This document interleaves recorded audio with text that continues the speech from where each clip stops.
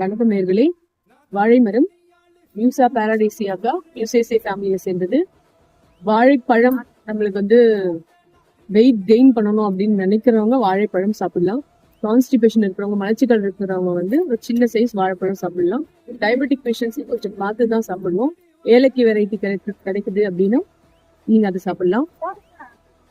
உங்களுக்கு வாழைப்பழம் வாழைப்பூல உங்களுக்கு அந்த துவர்ப்பு சுவை இருக்கிறதுனால கைனகாலஜிக்கல் டிசார்டர்ஸ், உதிரப்போக்கு அதிக உதிரப்போக்கு இருக்கிற பெண்களுக்கு இந்த பூவை சமைச்சு கொடுக்குறாங்க.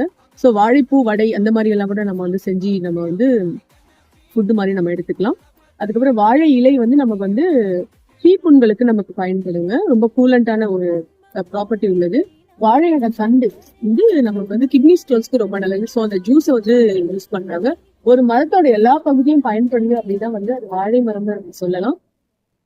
இந்த மாதிரி இவ்வளோ நல்ல விஷயங்கள் இருக்கிற வாழைப்பழத்தோட இந்த ஒரு பகுதியும் நம்ம பயன்படுத்தினா ரொம்ப நல்லது. மற்றும் ஒரு நல்ல சந்திப்புல உங்களை சந்திக்கிறேன். அதுவரை நன்றி.